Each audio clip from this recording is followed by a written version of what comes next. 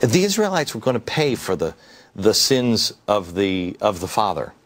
And I thought to myself, well, that doesn't usually, I mean, you don't pay for the sins of the father. But yes, if you haven't raised them right. And it's kind of what we're doing now. We're not raising our kids to be capitalist or to understand the free market or anything else, because we're not teaching them this in Little League.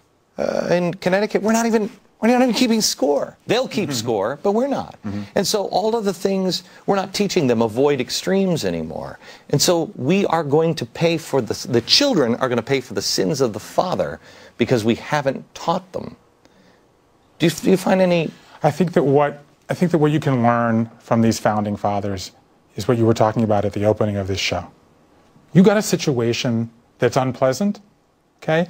Prepare yourself, prepare your character, do your homework, and then be an educated fighter. Know the fight that you have to do, and you're going to fight it with your mind, with your body, and ultimately with your family. There's so many people that talk about, how's this going to end? And, we have actual revolutionaries that are in Washington right now that want revolution. I don't want revolution. And I think all of this stuff fixes itself if you restore the truth. If you dare to read, think, speak, and write. But you've restored the truth of question with boldness, fight the good fight, avoid extremes, honesty is the best policy. When you know who we are, where we came from, and you learn all that, it really kind of all solves itself, doesn't it? The Bible, I think, has a great lesson here. Okay, why was Moses so important? Because like the Israelites in the desert, we had this great revolution. Moses led them across the Red Sea, at which point what happened? Chaos ensued. At which point, what did they do? They brought down the Ten Commandments. And that is the first moral code. And why these people liked Moses so much is he said, you can't just have to have freedom, you also have to have responsibility. And it's the two things in tension with each other. So that's why Moses was he was the first revolutionary, and it was a revolution not just of action, but also of character. Okay, back in just a second.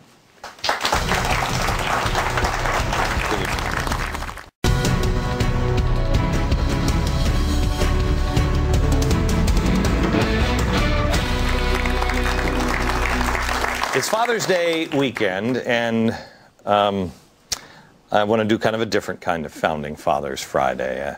One where we see what we can learn from them, what traits can we pull from them, what lessons have they left us.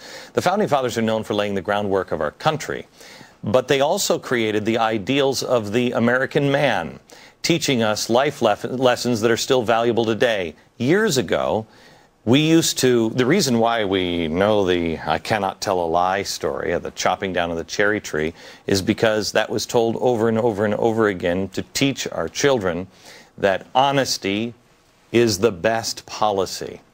We're talking about these things today and the things that we can learn as dads and families.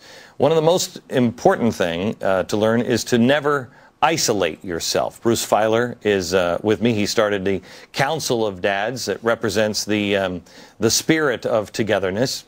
And isolation really is kind of a problem because you can't weather anything without, I mean, it's amazing how they brought all these great minds together, how they just all came together. They couldn't have done it by themselves. George Washington couldn't have done it by himself. And I think that's a great point about the Founding Fathers is that, again, it wasn't just one. It wasn't just a king that we replaced one despot with another. We created this idea in the Founding Fathers that you need a team of people, and that's what happened to me. I was in a difficult situation, and I reached out to 6 friends, and I said, I want you to form this Council of Dads for my daughters, to be father figures for them through their lives. And so one of the key moments in the whole process, we see my daughters there with one of the men in the council, was saying to each of these men, I want you to play a different role. So you be values dad, okay? And you be nature dad, and you be dream dad, and you hang on, just so people understand, this is because Bruce had cancer. Yeah. Did you really thought you were going to die? I had a tough cancer. I had a big 7-inch tumor in my leg, and there you can see me without hair. I went through a long ordeal, and it turns out that I've beaten the cancer and I'm cancer-free, but the Council of Dads has become such a source of joy and strength in our lives, and that what happened was when I founded this council, I sat down with each of these guys and I said, what's the one piece of advice you would give to my girls? And their answers were so amazing. And a lot of them echoed here. John Adams said, if you have you should carry a poet in your pocket, you'll never be alone. Well, one of the men on my council, Josh Ramo, said to me the same thing. I would teach your girls how to appreciate beauty by telling them to always have a poet with them. Another one of my dads, David, said, I'm going to teach your girls how to dream. And his lesson was, you should not see the wall. You're going to encounter a wall in time to time as you chase your dream, but I'm going to show you how to get over it, around it, through it, or under it. But whatever you do, don't succumb to it. Joshua is here. He's one of my favorite people. He's a really out-of-the-box thinker and a good, decent man. When Bruce came to you, we've talked about this before, kind of a earth-shattering kind of thing. You've got a friend who may be dying, and then he says, hey, could you be on my council of dads to help raise my kids in case I leave? How has this affected you? What have you learned from just this exercise? Glenn, it's sort of the fundamental test of who you are as a man, who you are as a human being, when a friend asks something of you that's so deep and profound. And I think what I've learned more than anything is just the transcendent value of true friendship. That we have these friendships that sort of go along and they're not tested, they're not stressed by extreme situations. And you see, when you end up in these most extreme situations, like this awful one that Bruce was facing, that friendship is a tether, not simply to carry the person who's suffering through, but to inspire everybody around. It was an extraordinary experience for me. I thought really this was something for Bruce and for the girls, but at the end of the day, it was transformative for me. Being a better friend is always something that makes you a better person. Joshua just said something, and I don't know why it struck me when you said it, but you said being a man. I don't know, do we even teach that anymore? As a society, do we even teach what it is to be a man? I think of Washington an awful lot when you think of that, because he was always concerned about setting the example. He was always concerned about not dishonoring himself. He was always concerned about other people, etc. He was not into himself. What are the examples of, in real life, of? Look at the way men are portrayed even on television now. I'm sorry, I'm just freewheeling here, but what is?